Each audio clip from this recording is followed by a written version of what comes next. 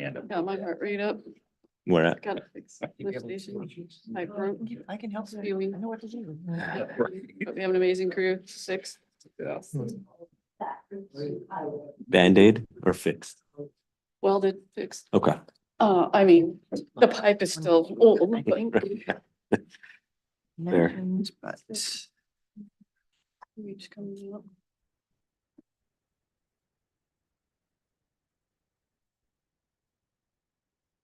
Good. Okay, we'll call the regular city council meeting for April 3rd, 2024, 7 PM to order. Please stand and join me in the pledge. I pledge allegiance to the flag of the United States of America and to the republic for which it stands, one nation, under God, indivisible, with liberty and justice for all. Roll call, please. Mayor Allison, Here. Tom Baylor, Here. Kathy Sherman. Here. Casey Kinsman, Here. Wendy Rainey, Here. Dave Zastro, Here. Kristen Carpenter.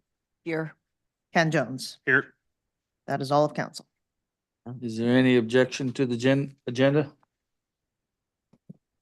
Changes? Well, we were just going to, Yeah. the election of the vice mayor, maybe do it before 13. Or really, it just has to be done before the number 14. Because we have to insert the name of the vice mayor into that resolution for updated check signers. So why don't we do it as, you want to do it all the way before ordinances and resolutions? Want to do it as, 17 after 12, after correspondence. yes, sure. Okay. With that modification, any other corrections? Hearing none, then the agenda will be approved as modified. The disclosures of conflicts of interest and or partake communications.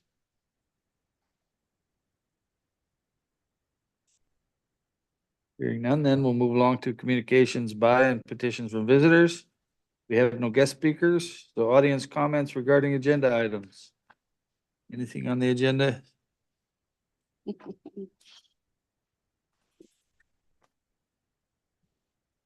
Hi, Leif Stavig, 6124 4th Street, speaking on agenda item 18, which includes the capital improvement project list. So close to 10 years ago, the city took out a $2 million bond for street improvements after a general election vote authorizing the bond. For the first time that I'm aware of, the city designed, engineered, and constructed quality street improvements.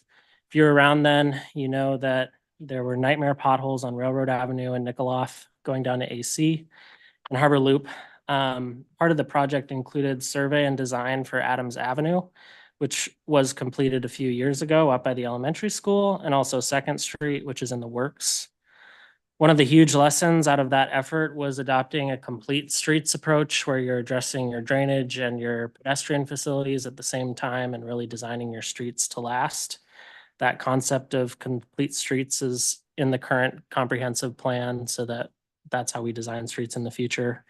So with all the paving and contractors in town the next few years for 2nd Street and for Whiteshed Road and the other projects, I urge the city council to begin the process of doing another significant capital project for streets improvements, which will likely include securing another bond after a vote of Cordova's citizens.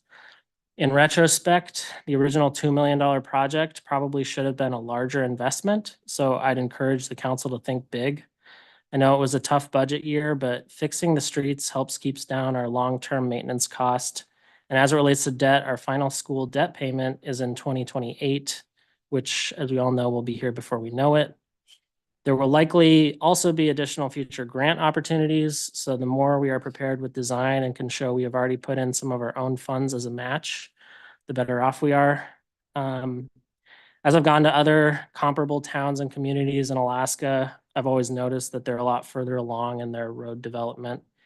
And I think it's time that we step up Cordova, and the timing is actually perfect to continue the progress we've made over the last 10 years and invest in quality infrastructure that should last for a long time. Thanks for your time. Thank you.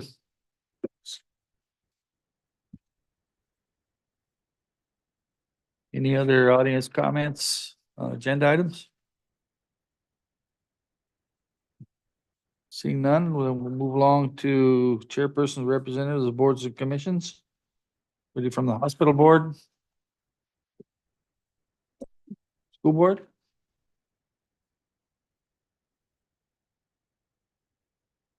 You got a fancy chair tonight. I know, I see that. Thank you. You bet. Good evening. Barb Jewell, Chair of the Cordova School District Board of Education again.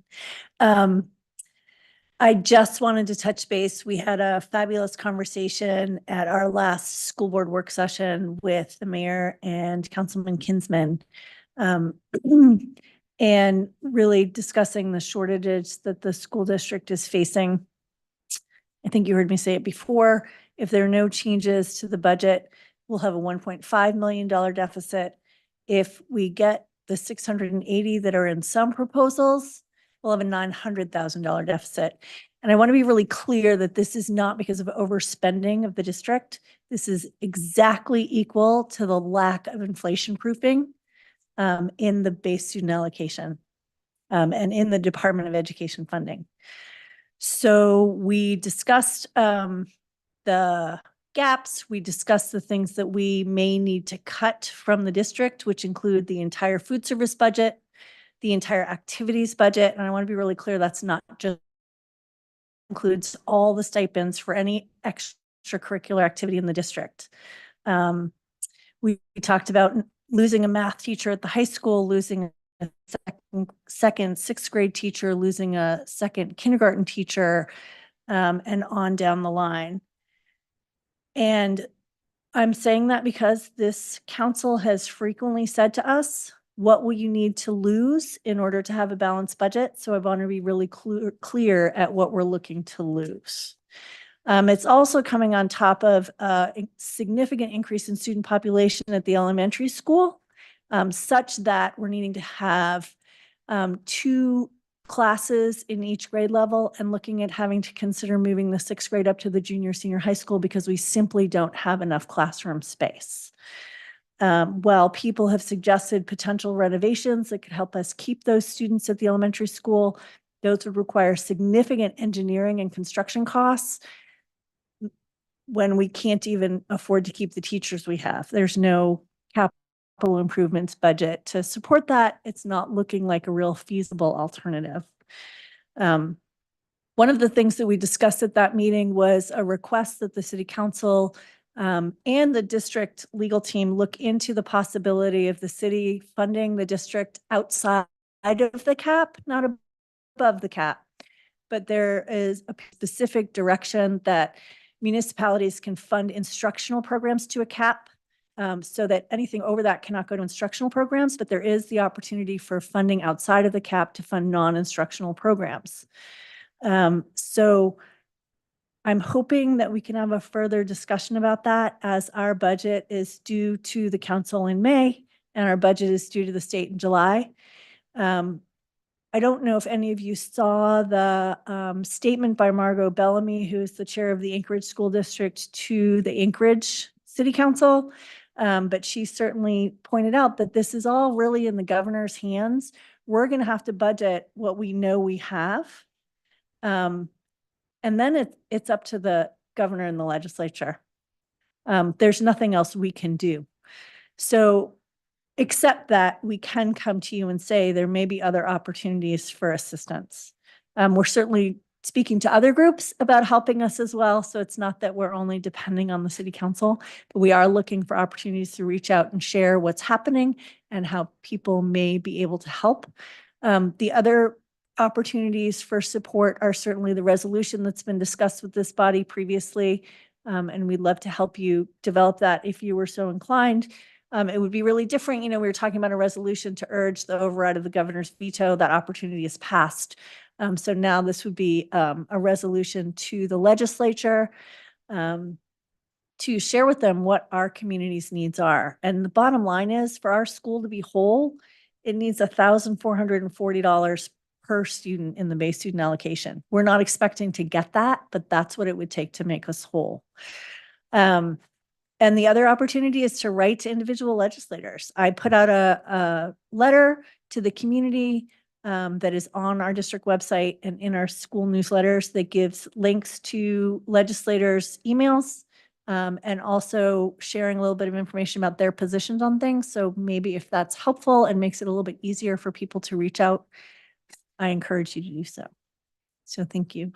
On the school front, we do have students that are finishing up their close-up trip. They may even be back by now, and it looks like it's been a great success and a shared responsibility between Miss Adams and Miss Hottinger, which I'm grateful for. And we're certainly starting to prepare for graduation and starting to hear about all of the great plans our seniors have and looking forward to that.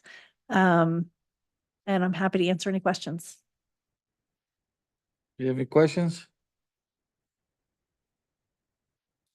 Thank you, Barb. Thank You know, you. it's a tough situation, but we'll keep working on the legislature and hope the governor doesn't do any bad things with his red pen on us, and we'll see what happens and go from there.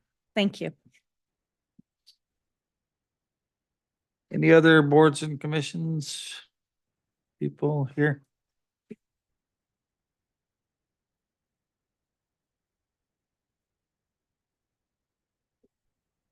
Okay, no student council report. So the consent calendar is before you. All right, I'm here. Sorry. Hang on. On the consent calendar, Wendy Rainey, Yes.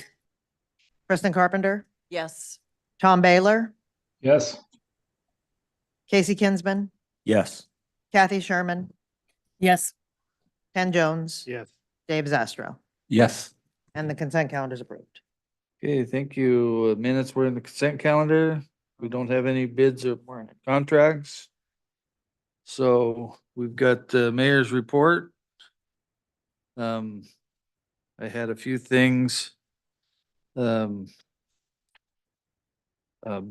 Mallory from NVE. She, I think, is still their board chair. She was recently anyway. Anyway, met with her and, she touched base with me. She wants to reestablish or establish, you know, we've both had some issues with, management and changeover and things like that. So, she just wanted to, get communications going again. I believe they've hired a new, administrator, although I have not met the person yet. But they apparently got some money for healthcare, and they're looking at starting that conversation up again, whether it's for a clinic or taking over the hospital or all those kind of things. They need to get back into it. Basically my thoughts to her were that you've got the ball in your court. We need to hear a proposal or something from you. So she was taking that back to their board, and they may request a meeting or a joint workshop or something like that. I told her we were willing to talk about whatever they wanted to talk about and bring it to us. So, and she just basically wants to have some kind of a regular discussion between me and her on what they're up to and what the city's up to, and if there are things that come up where we can work together on something, or if there's something that we'd like that they can do easier. Anyway, just so that there's some kind of knowledge of what everybody's up to. After all, we're all the same, you know, it's Cordova, either way you look at it, we're all Cordovans. So I did meet with her. See, I had some notes here.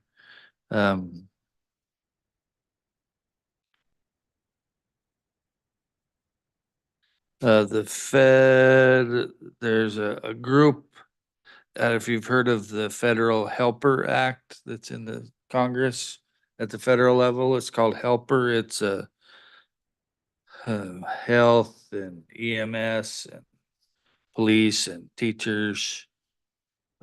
It's a housing bill to make them eligible for the same VA type loan system that the VA has, making those healthcare helper stands for something. It's healthcare, Health emergencies. health emergency services, teachers, making them eligible for that. There's a bill that did not go through Congress last session. It was introduced then, so they're introducing it again to the two sides of Congress. I'm getting right from Ada's. Okay, thank you.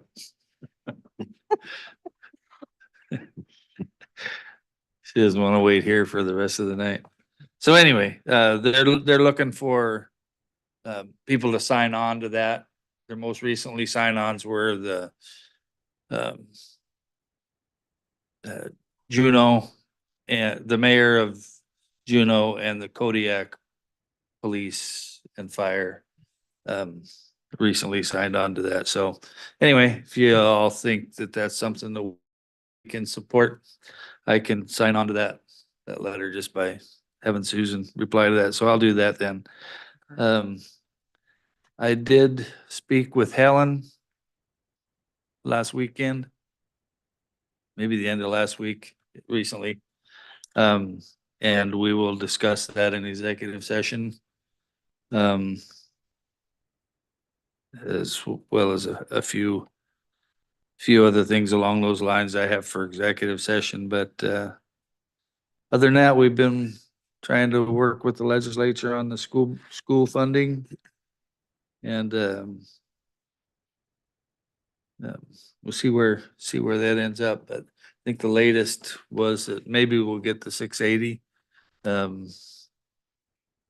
Depends. The Senate is not wanting to take up the governor's requests very much so yet. So we'll see. We'll have to see what happens. I don't know. It's rolling the dice down there. So anyway, yeah, any questions for me? Hearing none, then we'll move on to the manager's report. Sam. Okay, so now I know why Life and I work so well together, because on my list of things to talk about is when we'll have asphalt plants in town and what it takes to get a bond on the agenda. Although he corked me with the final debt payment, that was a good one. I did not have that. So I went through some of the big projects. 2nd Street, 2027 construction. White Shed Road, 2028, possibly 2026. So the STIP got rearranged and unorganized and reorganized. It also affected the airport one. But they are so close that if they could get the right of way finalized by the end of this year, they are hoping that they can push the feds to let them go in 26. So that could be a possibility. We will know by the end of the year. The airport projects are 2028. And So- on, And one after that. yeah. So in order to get something on the ballot, a bond, we have to have the resolution that the lawyers write and get the language right and do everything we want to do by December. Like Yeah. 3 or 4 months Yeah. before an election. Yeah. And And we're we- talking so many years out that I said, well, Sam, we could change the election date by then, so let's not give them months. That's true. Let's just give them timeframes. Yeah. I I mean, forgot. we're not changing the election date, but Yeah. So 3 to 4 months just Yeah. to be safe. yeah, so we have, some time to plan and really think it through. And I think one thing that would be important is if we can identify some roads that maybe could get some sewer, water upgrades as well, if we're gonna tear them up, especially if they're drainage issues. And as Leif mentioned, we need to address drainage. We gotta do storm drains, we gotta do sidewalks. There's also the option of assessment districts. I didn't spend a lot of time looking in that, and it's something I don't really understand a lot about, but it is something that we'll investigate into. So that's that.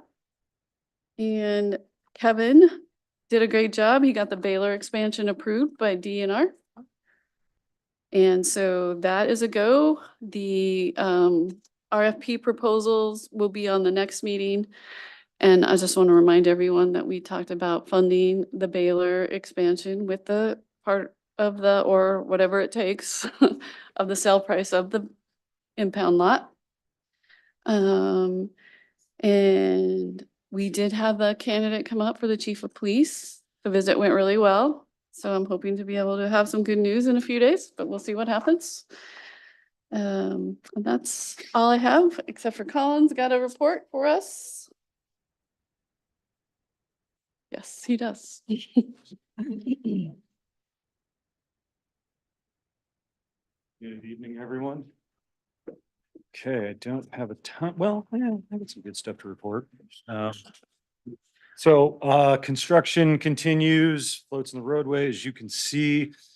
I, J, and K are in place and scheduled to be completed by Saturday, which is great. Vessels will start to be moved notionally into I, J, and K on or around April 15th, and then focus is to move vessels out of North Harbor, pack them into I, J, and K as best we can, and rebuild, reinstall those finger floats on berths A and B. Still have to just kind of juggle the size we have, the space we have available, but we'll have quite a few 32-foot stalls and 40-foot stalls. So that's a good thing. It'll take a big bite out of the congestion on the north side. And then we'll just phase in vessels as we have space available. So once once I is complete about Saturday, the barge is going to slide over to the east access and start driving the big pile and get all of the structure prepped for the drive down float. Once that's complete, which arguably would take 7 to 10 days, they'll start building out G float.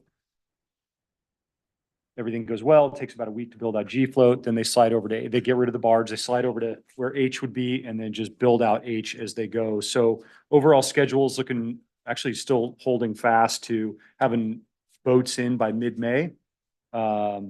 But that doesn't mean we'll be done. It's always been June 15th-ish, third week of June for everything, for electrical, for water, and the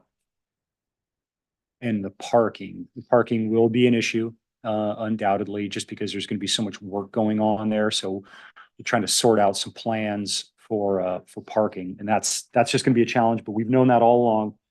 So, people are going to have to be patient and understanding as best they can. But the upside is we'll start moving boats here pretty soon. And that'll give us room and flexibility for serves to start on the 22nd or 25th, actually, and get their mini barges in and just give them opportunities to go out and do what they need to do on the 25th, 26th. Let's see, environmental impacts, nothing significant to report. We're well under the glide slope for all of our take. Northern sea otters is at 2 out of 788 for level B. And we're at 2 out of 30 for level A take. So it's 6.7 for level A take and 0.25% for level B take. So it's really good. Everything else is well into the hundreds and 700s, and we haven't even had any take on anything else. So it's just the sea otters, and it's small. And so if we continue on at this pace, not a factor at all. So we do have to request an extension for the 408 permit, because we're thinking we'll be driving pile potentially past May 1st. So our permit goes to May 1st. So we just wanted to make sure we had it. We're doing the discussions with Corps of Engineers just to make sure we get it. It's not really an issue because we're using the vibratory hammer. We're not using the pile driver, but we want to make sure if we need to, we've got everything in place to do that. So didn't sound like there were any issues with that, but we still don't have that approved. But it's feds. We've submitted our 7th raise grant reimbursement request for 4.55 million. We have yet to hear back from them. So still staying the course, and Turnigan is being incredibly generous and patient with us, which is great. Having every conversation we can. Nothing's changed since the last time we met. It's just, it is what it is, but they've been slow at everything they've done. So this isn't really shocking. 21,573,971.75 spent to date, 1.1 million remaining in tier 1 grant reimbursements. We can't tap into that until we get to the 75% total budget spent and the 100% total budget spent. So those are small chunks, but we'll take every penny we can get. And $25,000 for the sewer pump out loan. Just got the paperwork for that. So we'll be processing that with that loan application. Southwest corner of Nikolov still closed for construction, road closed by and large, and people are pretty agreeable and staying off the road there, keeping out of the way of the construction. Vessels will be placed back in the same or as close to the same as previous slips as possible, should they want that. And I know that they can talk to Tony if there's a change in their needs. On the 16th of April, we're having our electrical experts come out and host an open house in here at 6 p.m. To discuss the NEC code upgrades to the South Harbor and how that impacts vessel owners. So that'll be really good. And the guys that are coming out, or one in particular, he's done this road show with 3 or 4 different harbors, so he knows what he's talking about. He knows what to anticipate for questions. He's got a PowerPoint that is electrical diagram. So unless you're real smart, but anyways, so I put that out for public outreach. So we should have, I would anticipate a lot of folks come out to that to just understand. And then the testing, Tony has all the testing equipment to start that. And we're going to start that in the next week or so, just test vessels on the north side, just to see where we're at, see how long it takes, and just chip away and get an understanding of what we're dealing with the different vessels. So the gentleman, Ben, coming out to do the testing, he outlines in his presentation like the top 3 culprits of what causes problems with vessels not being compliant with the new electrical system. So he says, if it's not one of those 3, it's pretty rare that it's not one of those 3, and it's battery chargers and grounding issues to outdrives and shafts and propellers and things like that. So way out of my knowledge. But he's here, he's experienced, and we can help get vessel owners the knowledge and the awareness of what could go wrong with their boats, and so that they can tie up and get all the services they need. Serves again beginning April 25th.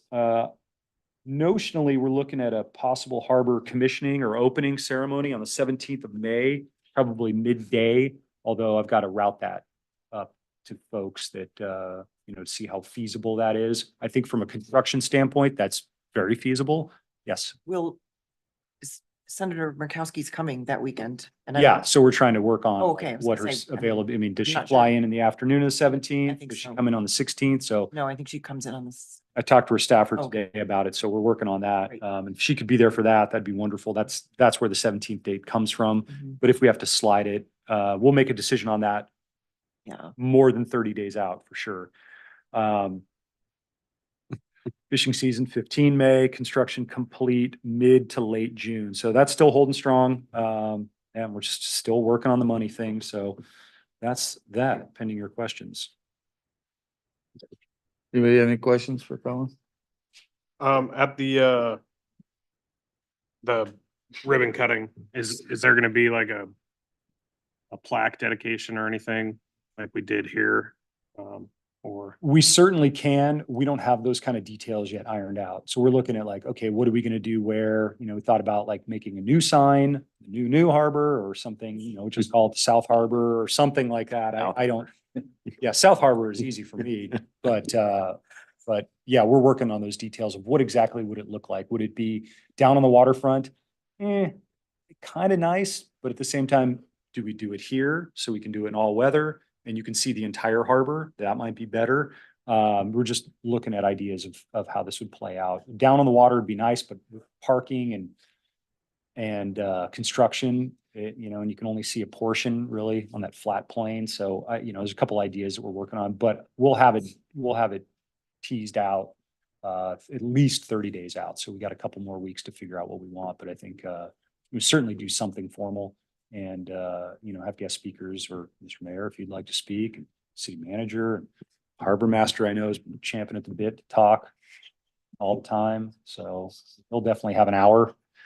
And, so, yeah, so definitely like anything's on the table. If there's something that city council wants to see or the harbor commission wants to see, like we're all ears for it. So we know we're going to have a date, a place, some folks there, thank some folks, talk about all the newness and all the great stuff. It won't be fully done because that'll be about a month later, but it'll be enough to visually, it's going to be great, full of boats and, be certainly worthy celebrating.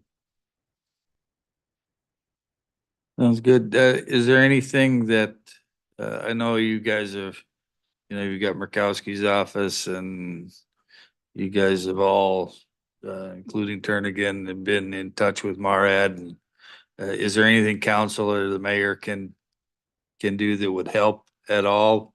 At this point, I would say, anything is welcome. I think we've exhausted our bag of tricks on putting pressure on them and using every direction and angle we can from the contractor. And the contractor does have a place in this discussion, obviously, because, they're doing the work. They need to know where their money's coming from. Obviously, on the Senate side, we've done it. And so anything, if there's a letter we can draft, that's certainly something we've been thinking about. I could draft that pretty quick to just say, hey, just something else to get through. But the challenge is, and the same thing with the Corps. Once they say, hey, it's going to take some time, like they just completely drop off and it's radio silence from them. The Corps did it. Marad's doing it now. They did it with demo. They did it with the grant agreement. They did it with the scope change. This is their MO for whatever reason. I'm sure we're not the only, place with a challenging grant situation. So, but I'm welcome to anything. Be happy to draft a letter if you want to sign and send off. Like somebody needs to go there. You can go in the office. Well, so we've talked about that too. And I think that's good. But you have to nail them down to get them to agree to it. And, I would say of the 8 people at Marad that I speak to on a not regular basis, I'd say 6 of them don't even work in or around DC. They're in Miami, they're in Massachusetts, they're anywhere but DC. So our reluctance to go there and to schedule a meeting is 1, you have to nail them down. Yeah. And 2, they're not doing anything until you get there. And then, so our fear is that it would just delay stuff more anyways. And so I don't think we're there quite yet, but I know that the dynamics of the worker bees doing stuff, they're not even around. They don't work in DC. So where would we go to do this? We could certainly get it at the DOT level, but we've been at the DOT level and it seems like it stops at the DOT level. Most of our discussions and the assurances we have of, we're going to do this and we understand their situation, it doesn't translate. And that's the real challenging part because nobody can seem to get through to them, but it's just the way it's been. It's the same way with Corps, same way with Fish and Wildlife, same way with I Marad. wonder if it'd be worth looking up other grantees. Or finding out if there's anybody at Alaska Municipal League who has contacts at DOT, but escalating it somehow, some way to get their attention. But if there's other grantees that have the same The issue. only other group that I know that I've spoken to is Haynes. And they've got A very similar, special but they've got a challenge and there's a raise grant that's in there. But if you look at something like, read the one article, there's only one article written about that situation. And in the last paragraph, they say, we reached out to Marad and we have not received a comment yet. So, they're not swayed by pressure really, so. Yeah, I don't know. When you're talking to the Secretary of Transportation, when the senator's talking to the secretary and they're talking and it doesn't translate into anything. And then the assistant secretary in charge of all DOT grants, which Marad falls under. And he says, we understand, we're going to work on it. And nothing comes of it.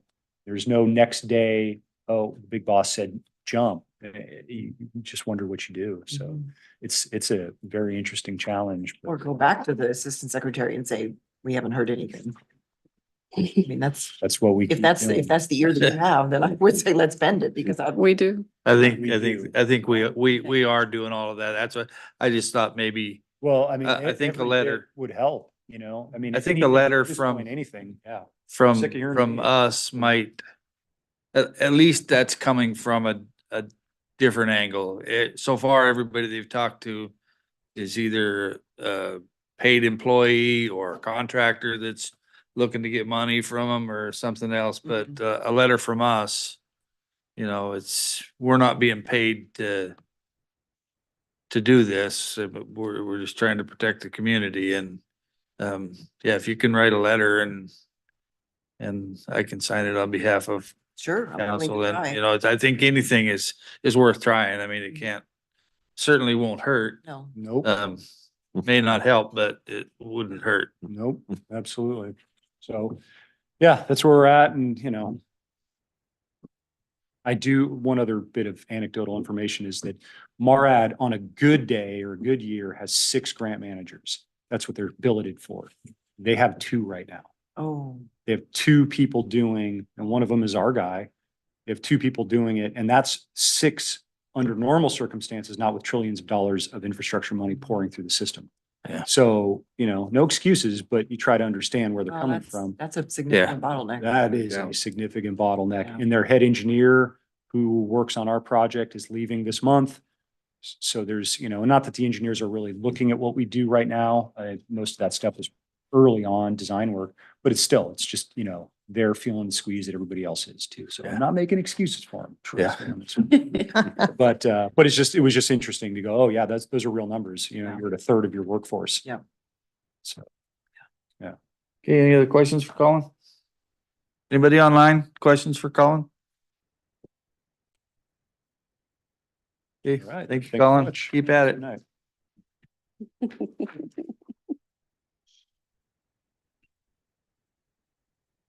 Anything else, Sam? Nope, I'm good. Okay, clerk's report. Right, I have some Oh, questions. go ahead. Just going back to the asphalt plant, do we know how many holdouts there are for White Shed? Like, I know they're trying to do For the right of way for acquisition. the right Oh, of for way. the right of way. Well, they got a big one done with the Cordova Rose. They got Okay. that done. They're gonna demo that. And so now they have just a couple left and they're just working through them. As far as I know, there isn't any like major Okay. yet. But now they're getting down to the meat, you know, like the cap. We have till the end of the year. That's kind of what the deadline they put on it. Yeah, to be able to go in between- 26. Exactly. Yeah. Between a 2-year difference for Yeah. White Shed. Well, it could be 27 if they can get the right of way, you know, sooner, but they would have to call Right. 26. But you're showing 28 with a possibility of 26. That's the information you had. Mhm. Okay. And then do we know the Shepherd's Point, are they going to be bringing asphalt into town? Do we know? No, they're not going to, or we don't know? Dirt road. Yeah, it's a gravel road. Okay. Yeah. And I didn't know if there was any asphalt improvements along the way. I know I've got different stories and I know it's changed probably 20 times. Yeah. Since their open house. The main road corridor is not paved. Okay. That's all I have. Thank you. Okay, any other questions? Clerk's report. I was just going to refresh everyone's memory on quasi judicial, the phrase of the day. Because as Sam mentioned, the RFPs that were out for land sales, the proposals came in. Kevin's putting them on Planning Commission next week on Tuesday, and then they'll be to you probably second April meeting, but possibly first May meeting. So just refrain from discussing any of that out and about. You'll have to just tell us about it ex parte at the meeting if you do. But best thing to do is not talk about it with any of the bidders or really anybody else, because that'll be outside information also. And then the other large quasi judicial role of city council is Board of Equalization, which is on the 15th. The deadline for appeals is Friday, this coming Friday, April 5th at 5 PM. So if anybody's still thinking of appealing, make sure it's emailed or handed to me or Tina by 5 PM Friday. And then that role of council as the Board of Equalization is quasi judicial, so please refrain from talking to people. I sent an email about this, about appeals. A couple of secondary appeals to just assessment values are the nonprofits that we've been sending out notices to nonprofits who have applied for their tax exemptions. So some of those may appeal. It may be at this BOE, but they only got their notice later than everybody else. So they have 30 days. So it could be a secondary Board of Equalization. And I think that's it. I have a couple of things at pending agenda. I took notes on what Colin said also, so we can discuss that at pending agenda. What was that? A letter. A letter and then Barb to A resolution. a resolution. Yeah, oh, yes, yes. Okay. That's all I have. I can answer questions. Questions for the clerk? You know how many appellants you have? How many people are appealing? Oh, did I Yep. say that? No. I think you had, you I haven't forgot. updated. 48 as of today. Perfect. And Arnie and Martins have been getting them by email as soon as we get them. Okay. So they should be calling people, setting appointments. I think they're coming the 10th to the 16th. They'll be down here. Usually a majority of those are settled. Yeah. Prior to Board of Equalization, but obviously probably not all of them. Trying to track historical for percentages. Yeah. or- Yeah. Uh-oh, is that a new statistic I'm gonna have to keep? No, I no, probably no, should. not yet. There's been something been going around the internet about the price of housing costs since 2021. It's up 30, 40, 50% all over. From everything I've seen, so it's kind of crazy that it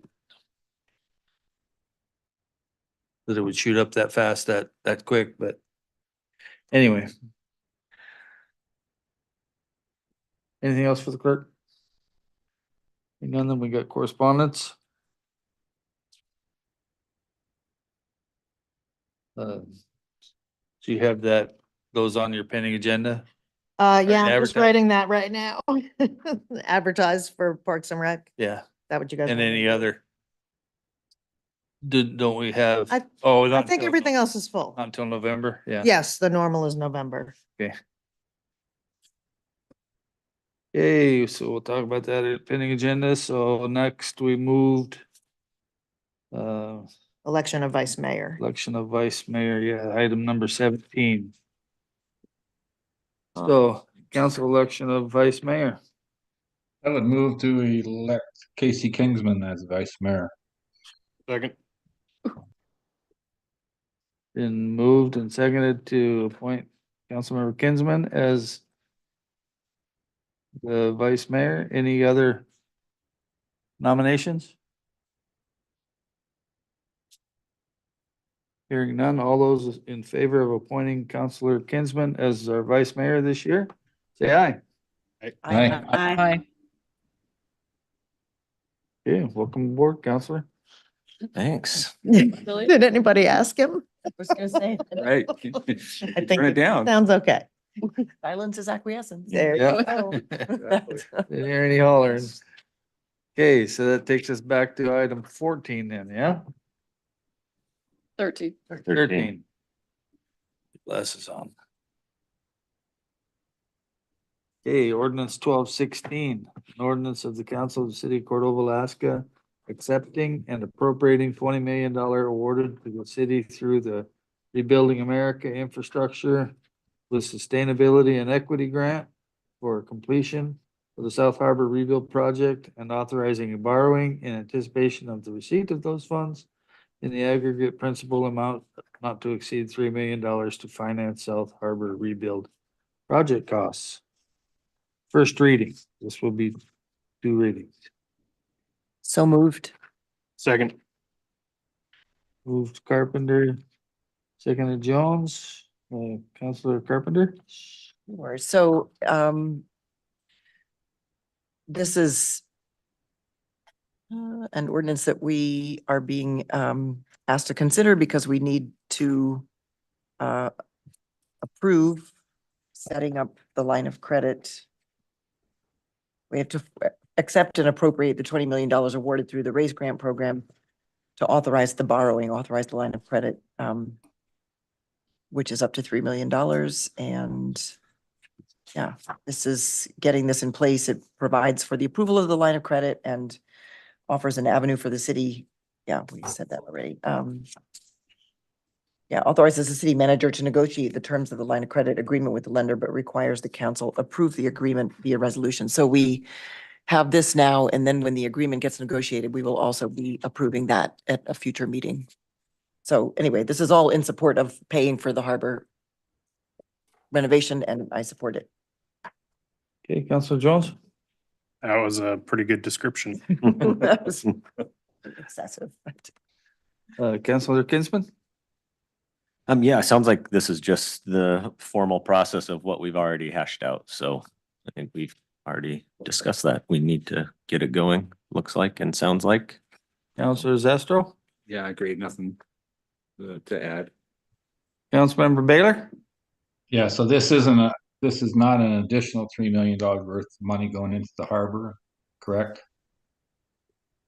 Don't worry, Tom, I had the same question. Okay, so let me explain. So this is like a last resort, since we're on almost week 10 now, waiting for our reimbursement. This was a line of credit. So we don't take anything out of the permanent fund. We would borrow against it and it would go straight to a payment to Turnigan, and it would just get added on to the reimbursements request, but only if we get to that point where we need to do that. It's like the emergency backup, just so we have something in place if we get to a place where the contractor's like, yeah, we can't do it anymore. In addition, this is in addition to the Correct. 3 million we took out of the permanent Right. fund at the last. Right. And nothing gets charged. There's no interest, there's no anything until we pull that money out. But we'll see what the terms are Correct. at a later date. We will Okay. see those. We're at- saying move forward and we'll see what the terms are and we can decide on that. Yeah. And we may be paid by then. That's what we're hoping for. I think this is gonna get them going. So essentially opening a $3 million line of credit is what we're doing. Yes.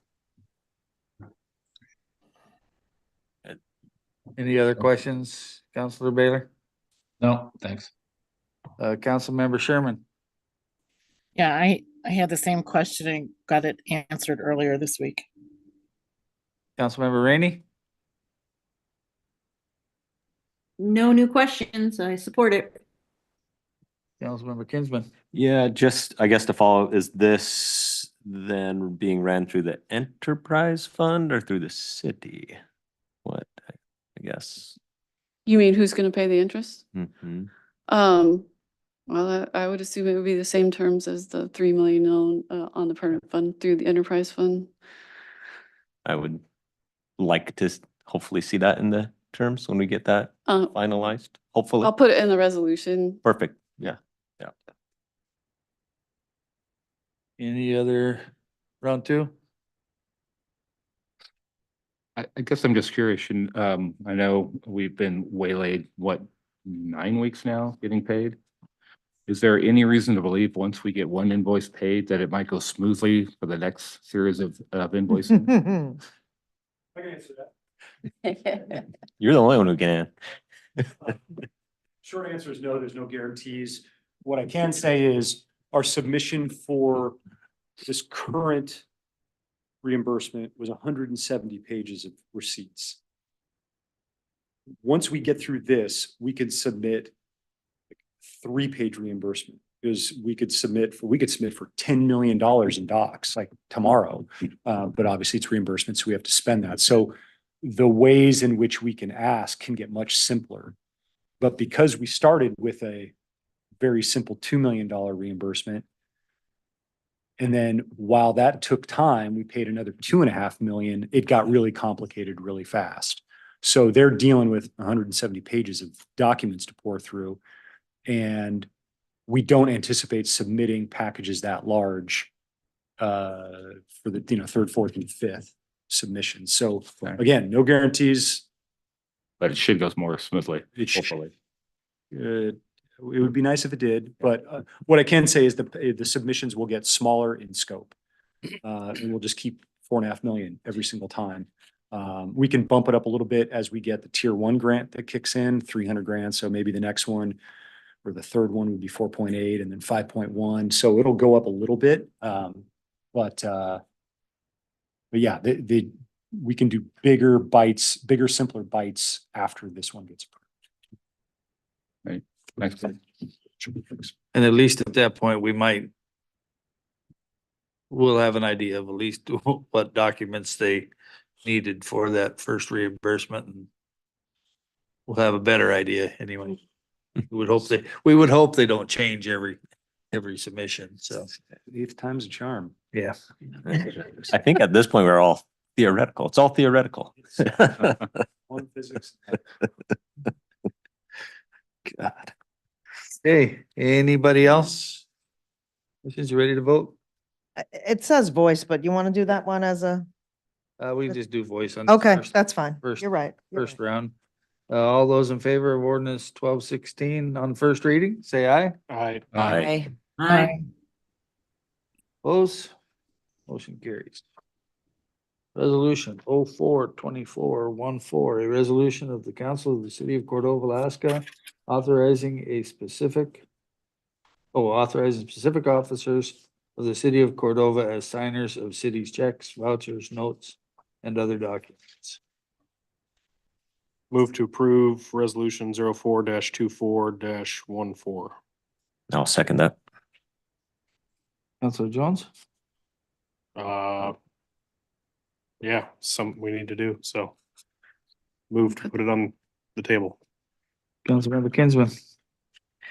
Yeah, I guess thank you, staff. It seemed pretty straightforward in here, what we're voting on, so. Is not a bad idea, especially as we've learned in the last probably 6 months, the need to have additional signees available, so. And can I just say that administratively, I'll just add in Yeah. Casey Kinsman as the vice mayor. Because I just had a blank in the resolution. All I have. Okay. Anybody else have anything? We don't need to go through everybody, I don't think. All those in favor of resolution 04-24-14, say aye. Aye. Aye. Aye. Opposed? Motion carries. Resolution 04-24-16, a resolution of the council of the city of Cordova, Alaska, adopting the 2024 land disposal maps.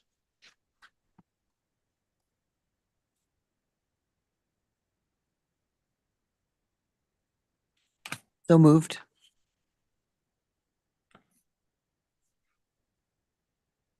Is there a second? Yeah, I'll second it. Councilmember Carpenter. Just putting this on the table as a annual process that we go through to make it known to the public what city land might be available to people who might be interested. So, and I know that the planner has made a point of giving a second look at some of the well, I don't know, there hasn't been a ton of changes, but still, we have been hearing that there's not much developable land. And so I think the city planner has made a point of looking for parcels and making it as widely known as possible that there is developable land. And we want to, so part of this process is making those lots available and letting the public know what's available. And I support it. Councilmember Kinsman. Yeah, I just going back to the planner, Kevin, and all he's done and the work that goes into this. So thank you. And seems like we've had some interest off of last year in opening up some additional land. So that's promising. That's good. I like that. I like that direction. I haven't heard necessarily negative things around town about that. So just being, I guess, Yeah, I'm in favor. I would support it. I'm in favor of this. So thank you. Councilmember Rainey. I'm in support. Thanks. Thanks, Kevin. Councilmember Sherman. Yeah, I'm in support too. It looked like Kevin and the planning commission had captured all of our conversations that we've had over the past year. So I think it's a good reflection of all of our conversations. So I'm in support. Councilmember Baylor. I support it. Councilmember Zestro. Yep, I support it. Councilmember Jones. Yeah, I'll support it. Not sure I agree with the change on the Science Center building, but yeah, I'll support it. Okay, just so I can throw my 2 cents in there.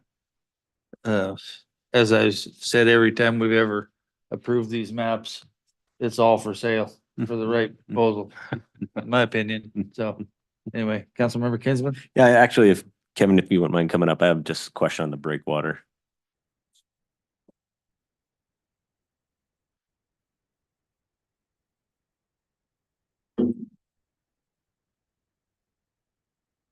Do we have any current bids on breakwater? The only proposal that came in was just from the jump. Okay. Yeah. So do we have plans to future parcel this out? To open it up? I know they're planning on leasing. I know we had it for sale. I know we had this conversation. We decided, well, let's see if there's any interest for the full lot. Now, there hasn't been interest in the full lot. Or is it something we can come back and divide out specific strategic lease areas in there? Yeah. Seasonal I to mean, full-time and. yeah, there's no way that the lot's already pretty small as it is. So for any like sale purposes, there's no like subdividing up for that. I don't believe. Sure, no. sure.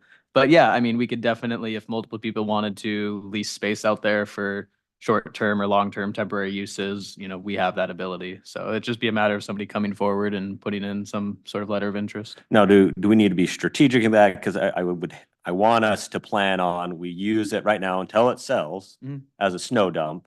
So there's only, I guess I'd like to know how many usable lease lots are out there for a year round versus a seasonal. I'll double check with the streets department. I don't remember it filling up too much with snow this last winter. So, And I guess I want to plan for worst case. What's the Yeah, worst case yeah. winter that we have? I think we could for sure fit at least 2 year-round uses out there at all times and, maybe 3. Okay. So, yeah. Cool. Thank you. That is a lot that I've heard some interest in town about, of especially as cruise ships come into town, that being a venue to showcase our town and harbor. So, okay, thank you. I think we've been through everybody. Anybody have a round 2 questions? Questions for Kevin? Ready to vote? Okay, all those in favor of resolution 04-24-16, say aye. Aye. Hi. Aye. Opposed? Motion carries. Thank you, Kevin. Resolution 04-24-17, a resolution of the Council of the City of Cordova, Alaska, supporting the 2024 Port Infrastructure Development Program, EIDP grant application for the Cordova North Harbor Efficiency and Resiliency Project. Mr. Mayor, I would like to move to approve resolution 04-24-17, supporting the North Harbor Port PIDP 2024 grant concept for grant application. Second. Councilmember Jones. Yeah, I wholeheartedly support this. I think that this is a great project. We just talked about how we need to be in a position to, well, we've heard comments tonight about how we need to be in a position to capitalize on asphalt plants coming to town. And this is one way where we can improve drainage, we can improve sidewalks, we can improve the streets, we can improve parking. I do kind of, I understand staff's concern that this is, going to be 500,000 out of pocket. But one thing that I keep missing in these packets is nobody acknowledging the fact that we have 2 fisheries disaster checks coming to the city that have to be spent on harbor projects or harbor related projects or fish processing projects, and could be, a great funding opportunity for something like this. So that $500,000 boogeyman, I don't think is as scary as it needs to be. We have up to, I don't know the exact numbers yet. I don't think they're out, but there's over $1 million approved for communities. I just don't know what percentage Cordova is going to get from those 2 disasters. We got some money from the 2016 disaster that went into this project. It was about 600,000. Those 2 disasters combined is about the same size as that one was. So we should be looking at like 600,000 to 700,000, I think. So it could be up to $1 million. And that's going to be coming down in the next couple of years. They've already been approved. They've already been funded by the feds, and it's working its way through the Pacific States Marine Fisheries Commission now. So I think that, maybe we need to have a discussion about, and I think those funds you have to apply and get approved by Pacific States on what it's going to be used for, but I think this qualifies. So if we want to say, okay, we're going to apply for this grant, if we get selected, let's just know that we're going to use that disaster funding for our match or for this engineering. I think we should, maybe tie it to that, but I do think that we don't need to be scared of depleting the harbor's funds because we do have that money coming. And I also disagree that this is just a harbor project. This is a streets and sidewalk and drainage project as much as it is a harbor project. So I think that we need to be supporting it.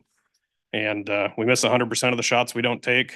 For years, we never applied for a harbor grant. We finally started applying for it. Now we have a great new harbor going in. Yes, it's painful and slow, but I don't think we should take a year off. We've already done a lot of the legwork. The staff has put in 3 different applications, so we have a lot of the work already done. I think we should just keep applying for it. So thank you. Carpenter. I seconded for the purpose of discussion. So. Councilmember Zastro? Yeah, just going through the description about what staff provided. I'm curious, we were talking about the 500 that the city was put up and the possibility of that not going towards match. Why would that be the case? Why wouldn't that be going towards any kind of match, do you think? Because it's for the, there's match is a weird thing in the feds government. So there's the non-federal match, which it would go towards, but it doesn't go towards the match. That would only be from Shoreside's contribution. So Yeah, and especially if that disaster relief money is federal money that we'd be putting towards it. Typically, you can't use federal money as match money. But the other big thing is that it's kind of like, it's like a chicken and egg situation where you can't get the grant agreement until you've completed your NEPA, and you can't complete your NEPA until you have an engineered plan. And so we'll run up to an issue of where we basically will have to pay for, a lot of the NEPA has been done through the South Harbor. But we'll have to amend that and do additional NEPA work for the things in the North Harbor part that were not included in that South Harbor. So that will be funds that are expended prior to getting the grant award, as well as then any engineering costs that go along to get to the grant award process. And so based on the reading of it so far, it doesn't sound like those would be either reimbursable or be able to count as match. So it would, it would be money that we would be just paying up. Would be able to apply for. Yeah, pretty much. Yeah. Well, not apply for, but if we were awarded, to get from the award to the Grant agreement. Yeah. but there could be upfront costs to apply. We still need to look at. Yeah, there's the, at a minimum, we still need to get the, sorry, what the B, I'm thinking BSA, but it's CBA. cost benefit analysis. analysis. We need to get the cost benefit analysis updated. We need to get the rough order of magnitude costs updated. So, it's not a ton, it's like 15 grand. So that would need to be done before we put in this application in May. But then there would be potentially things that would have to be paid for between that and the grant award. So that's all. So we just want the council to be aware that, as we've said before, these grants aren't free. you know, even if we're not putting any match money in, there's still going to be a cost to it. We may be able to use that federal money. We still need to find out when that's coming. Go through that whole process. So we're not saying that there isn't necessarily money around to do it. We just want to be fully transparent upfront that moving forward with this could potentially put the city in position that we are going to have to be out of pocket a couple $100,000 in the future. So, And I think one other consideration is the contaminated soil. Yes. yeah. And we need Yeah. to, that is could- a real potential. So it's a big if, And that we're not gonna know until we do some testing for samples to be sure. Yep. And we also have the section 408 permit or for, that's the sheet. Okay, yes, because we have to do an H&H study on that. Yeah. Hydrology and something. It's all about, because the way it's built, it's to absorb the wave action and protect the boats. And so you have to get that through permit. So that does require design to get that permit Right. done. I And do they don't. appreciate the fact that non-contiguous states can apply potentially without having to make All right. 20% match. That's Yep. huge. It is huge. Yes. That's all I have. Councilmember Kinsman? Yeah, I guess just going back to the sampling, trying to follow, there's been a lot of conversation on this. Cost for that could potentially be reimbursed, whatever we spend to remove. So we have two things. We have to sample and see what our contamination is. That's gonna be us. We're gonna have to pay for that, correct? Yes, yes. To take the samples, and decide whether it's contaminated, not contaminated. Yeah. That's out of pocket. I Yeah. just want to make sure I'm reading that correctly and kind of have some ideas of what that could be, but what's a dollar amount to take samples, just don't know. samples?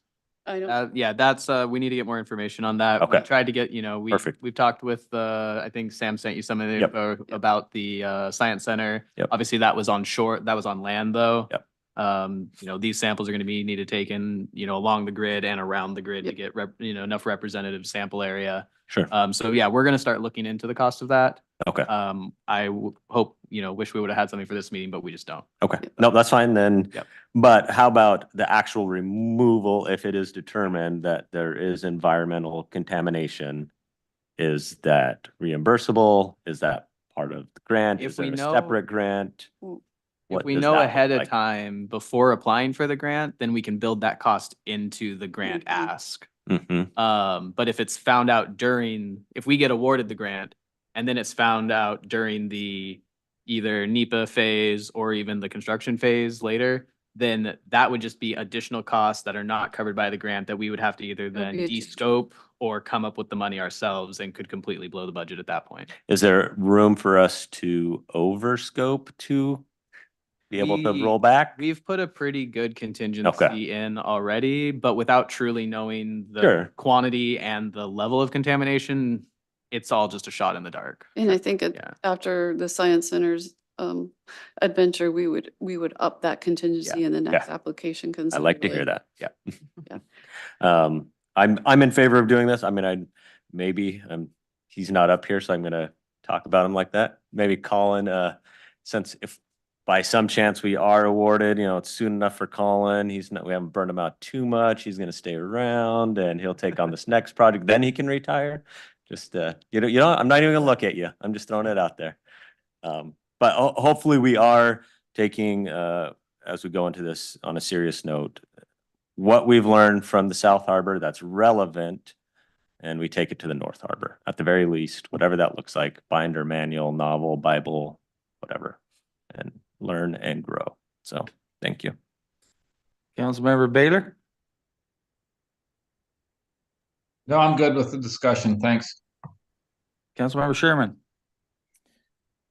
Yeah, I've been on the fence on this one. I'm a little nervous about the contamination part of it.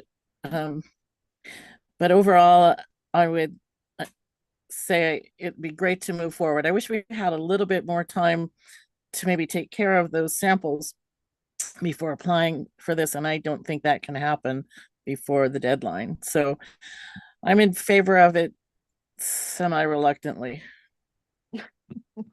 Councilmember Rainey. Yep, I'm in favor of it. Good discussion, thanks. Councilmember Carpenter? I'm just wondering, this would be the third time we've applied, right? Correct. Yes. And have you gotten any feedback on the previous applications? We Are have we getting got, closer? we've got nothing Can but we- continuously improved feedback. They said, especially like they specifically pointed out that they were overly impressed with the format of it because we basically spoon fed them everything that they're looking for. And that they also said that there was no, what did they say? There was like no substantive issues that they found with our BCA, which is unheard of for them. So, you know, I mean, we're giving them good info. They like the project. They said it made it to the secretary's desk. We just weren't a chosen project. So. And they gave us a few things to work on, but Yeah, there was a couple things to add, small things. One of the things, you know, we scored like a medium for safety and security or something. And, you know, they said you could just add security cameras to the harbor area and that would put you up, you know, into the high level. And so. Jeez, get you 5 more points. Yeah, exactly. So, you know, we do the debrief every year, Mhm. take the notes and apply it to the new application. So. Good. Councilmember Kinsman. With this project, I know as we piggyback off Second Street, we have some of that match coming from private with CTC, CEC.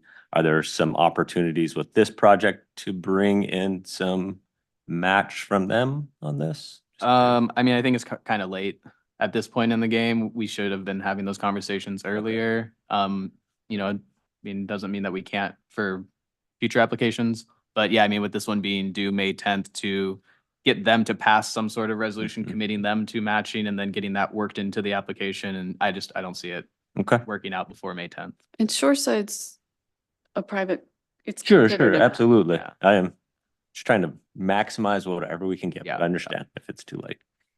Just knowing if we're tearing up the road there, there's probably something they want to do in there.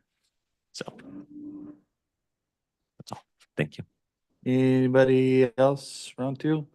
Anybody up there? Oh, Councilmember Jones? Well, I'd just like to, I guess, hammer on it a little bit more, how much I support this. The fact, and Kevin brought up some really good points, the fact that the South Harbor, the NEPA work has already been done and we can somewhat piggyback off some of that.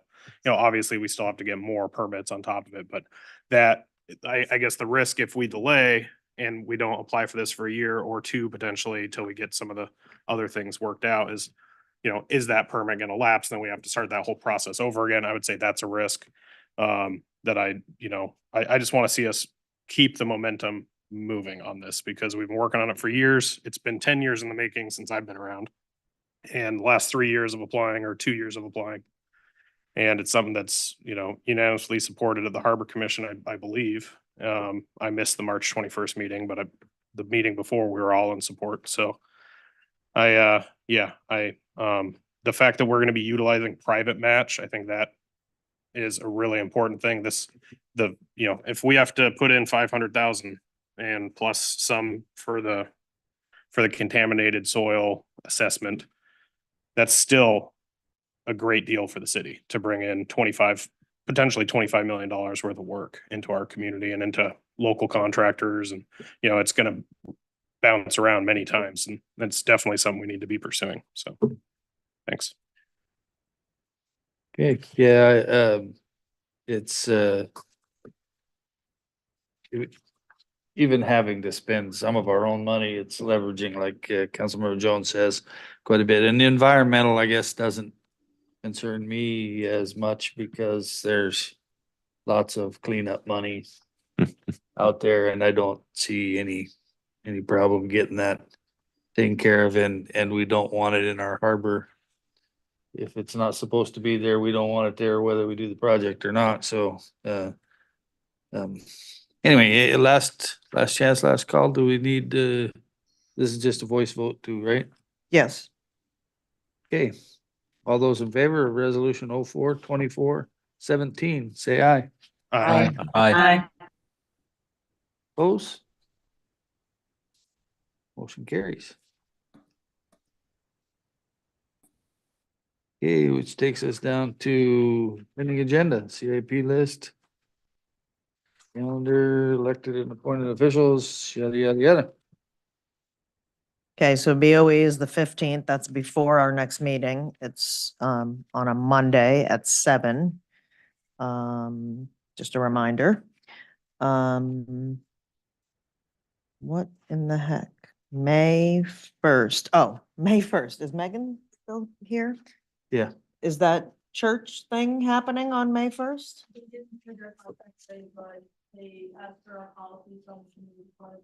Okay. There's like a 2 or 3 day rental of this space. That coincides with our council meeting on May 1st. There are 5 Wednesdays in May. We could push it another week to the 8th. We could have just a special to fill in the following week maybe, or Thursday or Friday, the week of 1st, but I guess we'll decide again for sure at next meeting. I just want you guys to know, and I don't love to obviously cancel the first meeting in a month, and yes, our charter says we can't, but we know we can.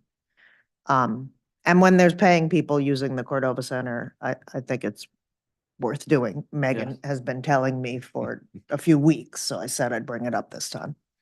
So we could meet the 8th and the 22nd. Well, except I don't really want to cancel and change dates of both regular meetings just because they're so set for people that Mhm. might be thinking, oh, first and third Wednesday. Mm. So let's at least certainly keep the second one and fill in either that first week or second week with a special Mhm. of the items that have to get done. Okay. But we'll also play it by ear and I'll tell you for sure at next meeting. Just meet upstairs. Well, now that we've got the whole Zoom and all this good stuff going, I don't want to risk it by going anywhere else.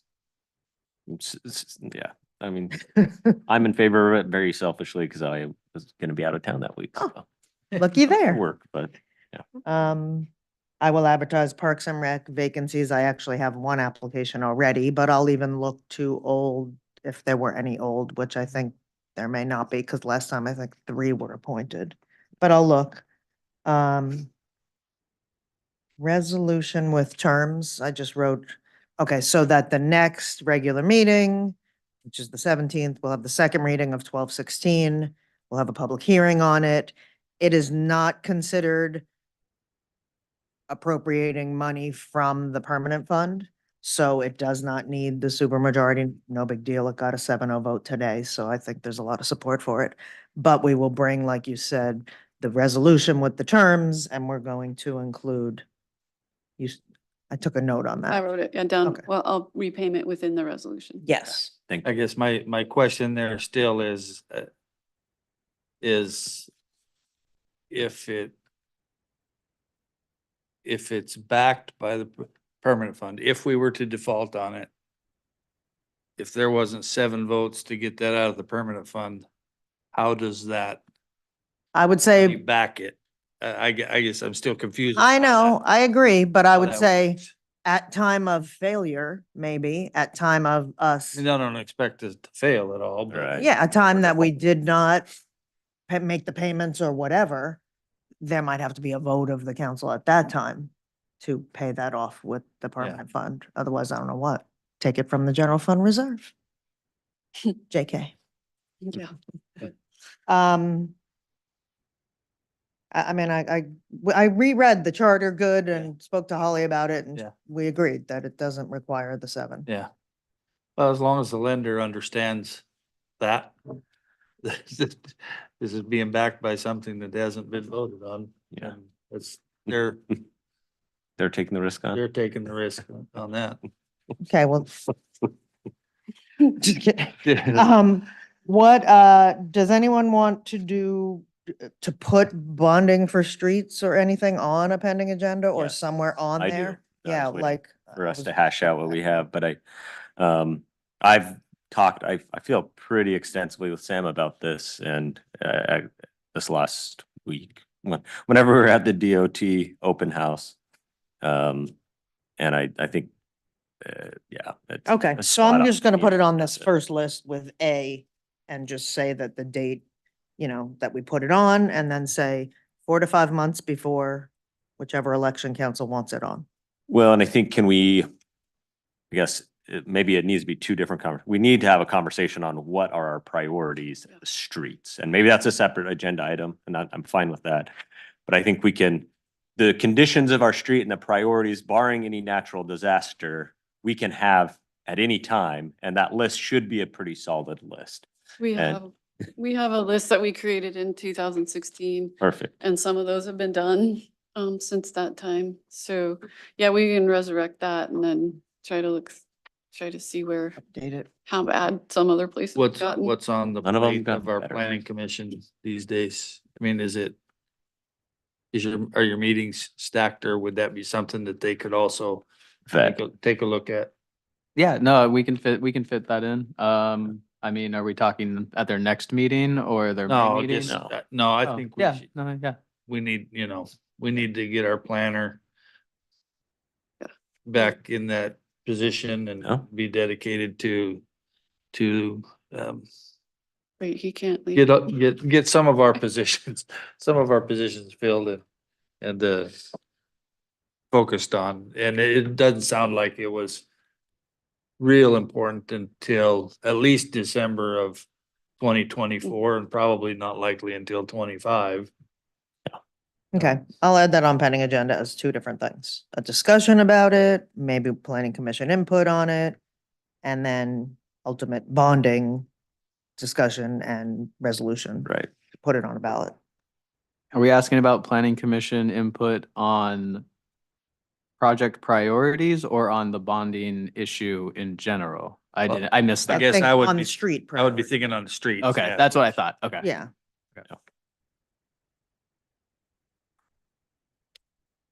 Yeah, Ken?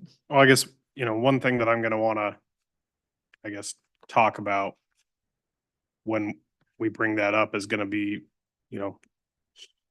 other items that we're talking about, okay, we're losing the school bonds dropping off of our payment schedule. So we can go out and take a bond for streets. Well, we have a high school that needs to get rebuilt too. And we have a public safety building that needs to get rebuilt too. So there's other. Sewer plant.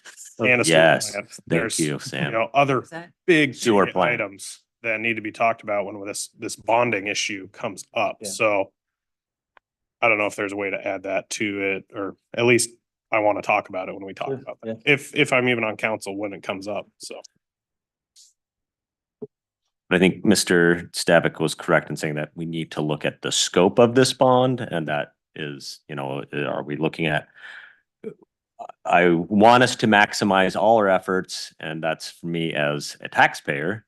And hopefully everyone as a taxpayer wants that. But if we're tearing up a road, which road are we tearing up? And what water can we replace under it? What sewer can we replace under it? And what benefit is there to CEC and CTC that they're wanting to contribute something into this project? Because that's going to save them. So that's really when it comes to priorities of which roads, that's something that I'm looking at. Where are we getting the most bang for our buck? Obviously. And then from there we can go. So I know we're kind of turning that into agenda. So we can talk about that later. So Couldn't we just put on the agenda strategic planning for city projects and kind of wrap this all together and Yeah. make sure we know where we're headed? Yes, sir. Thinks the clerk will get that on there. I got it. thank you. And will you work with Colin on a letter Yes, I took notes on that. that we too. can sign to whoever, he'll know who it would be best to, and CC it to our key delegations, yeah. DC delegation, Yeah, yeah. yeah. Mhm. So I guess while we're on the topic of pending agenda and CIP list, one thing that I've had brought up to me multiple times is the lack of a ramp at the bottom of the Cordova Center. I know in the original plans there was supposed to be one, and so I don't know if that's something we want to talk about at some point. If there's a grant to go after for that to get some ADA accessibility to the bottom of the building. Do we need it? I mean, it's ADA accessible. We're legal. Yeah, we're legal. We're legal, but Yeah. there's been quite a few members of the community who've complained about it. to me personally. So I Okay. just, Okay, I would just be curious to know how they are burdened by not getting in that part of the building when you can come in through a wheelchair from First Street. Well, is the solution then more handicap parking up here? We designate so many more stalls, then there. Right. That seems I just. don't seems know like a what lot the- less expensive to do that. If we are ADA compliant, there wouldn't be Right. No. funding I for mean, it. what is it they're trying to get to from the basement that you wouldn't get to from the main entrance? That's the part that I don't quite follow. Mhm. Sometimes it's probably easier for them to park down there. Sometimes it's, Yeah, well Hard then. to park we need up more here. Parking or. yeah, Designate more. Mhm. yeah, that's a lot easier to do for sure. Yeah, it would definitely be cheaper. Yeah. Okay, it's pending agenda and all of a sudden we're hashing things out. Okay. Anything else? Yep, done. On the agenda? Okay. We have the school, is that a resolution for the school or a Um, letter? I don't know. I was listening to Barb and initially when I heard write a resolution, I think I was talking to you today about it, Sam. The ones I found that other communities wrote, pre-session, they were like 3 pages long with like 20 whereases. I don't think those are gonna get read. No, we want to know- keep it short, but we want to make sure everybody We can do a one knows we page. support it. Yeah. Barb, do you want to submit something? I think the resolution is fabulous. One page section, we're talking about sustainable inflation-proof adequate funding. That's really the crux of it. And just painting a very simple, clear picture of what our situation is. Yeah. Okay. Okay. Mhm. When's the session end? Technically, or? 90 days and they start. I mean, every time I go to write one of May these, 15th. I or feel something like that. they're making the decision that day that I'm Middle of writing. May is Is, the, okay, so by next meeting, it will be useful to Mhm. have. Okay. Yeah. Okay. Definitely. and certainly probably the governor then wouldn't be looking at vetoes until sometime after that, before the 1st of July. Last year it was too Yeah. The newspaper asked questions today about that she was writing an article. I couldn't give opinions, I said, council directed the mayor to write, these 2 letters were written, so this is what the city did. I don't know if you guys, would you be interested in any whereas clauses in the resolution about the governor's charter school initiative or plan, or that's not it. It's about funding. about It's the- about the I BSA. wouldn't get into anything that's gonna, Okay, Just about that graph with the pencils showing funding for each year and the line that goes down saying, we are not keeping up with inflation. okay. Pencil graph. Yeah. Got it. That's very, and can we do, Barney are you style. working on something for our departed? I am Okay. slowly working on worries. something. For Anne, yes. Did you have something else, Barb? Just those whereases, maybe the whereases that we don't want the base student allocation funding held hostage to these other ideological conversations. Yeah, can Barb come up to the mic if she's gonna keep talking? Gotta move, Kevin. She's coming.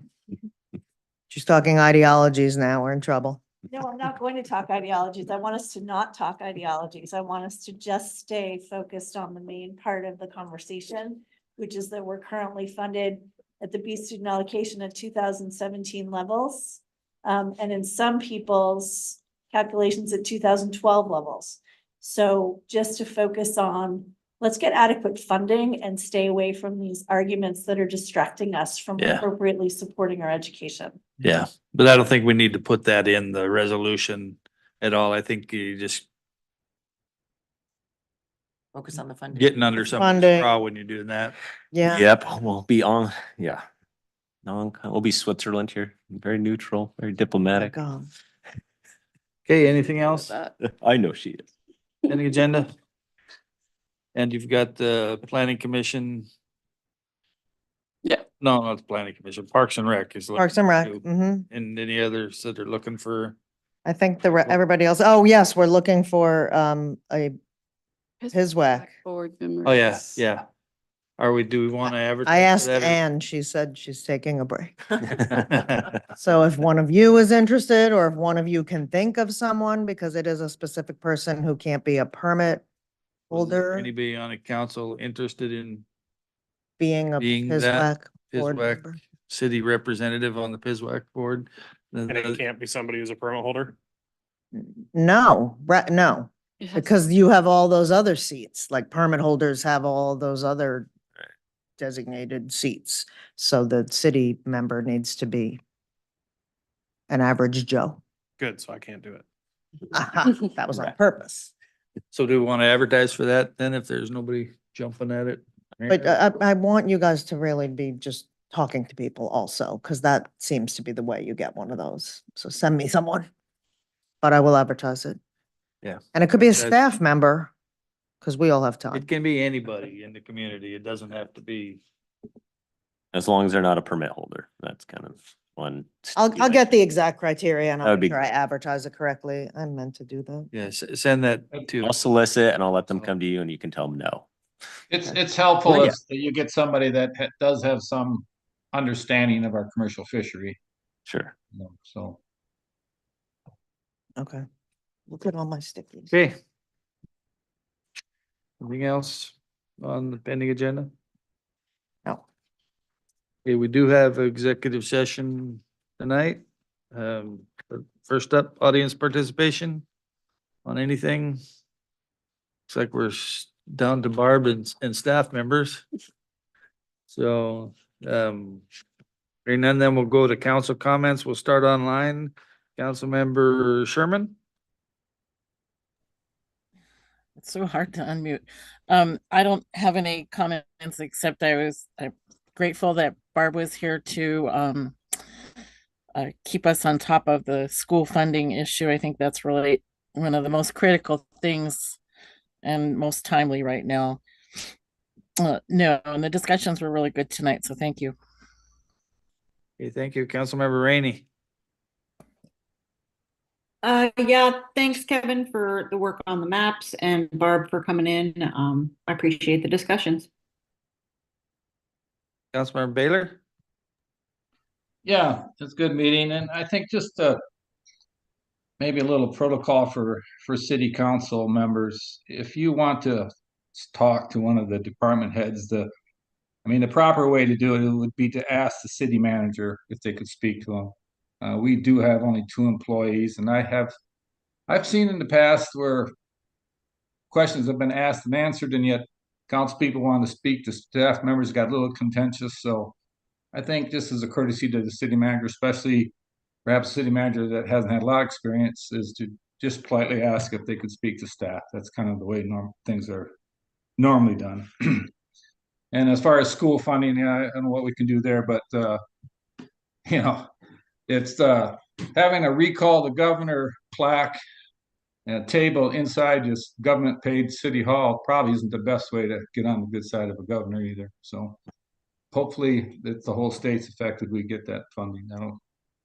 That's all I got. Thanks. Okay, thank you. Councilmember Zastro. Yeah, yeah, appreciate Barb coming in. Certainly everything Colin provides, that's really informative. Staff's help this past week, so since I'm a new council member, it's like drinking from my fire hydrant, so I'm learning a lot. I learned a lot tonight. I feel like I'm picking things up a bit, but really appreciate being a part of this and great meeting. Thank you. Councilmember Carpenter? Yeah, I just want to encourage anybody who's listening, people at home, to call their legislators and urge them to support school funding, say that we need more school funding. So the more people that they hear from, the better. So thank you for everybody thinking about making a call. Councilmember Jones? Thank you for supporting the PIDP grant application. Thanks for, I think we have everybody here on the phone tonight. So it's really nice to see full participation. Thanks for the audience members who participated, and looking forward to continuing the good work on the harbor and looking forward to seeing more progress. And yeah, thank you. Thank you. Vice Mayor Kinsman. One, I just want to highlight in the next, 5 to 7 years, there's gonna be a lot of stuff happening in our town. There's stuff happening right now, which is great and it's exciting. So it is exciting and it's good. And this is an awesome place. We live in a great place. And I'm just happy to be here. I'm just gonna say that. A couple of thank yous, right off the top, Councilmember Jones, thank you for, bringing up the high school and the bond. That's important and it's something that is very much needed. So hopefully in that conversation, we can get something going, come up with something. It all costs money, that's it, right? And then back to road support, audience participation, Mr. Stavig, for speaking up to that. That is very important. Again, the last couple of weeks has been on my mind a lot. Thanks, Mrs. Jewell, for being here and speaking to schooling and school funding.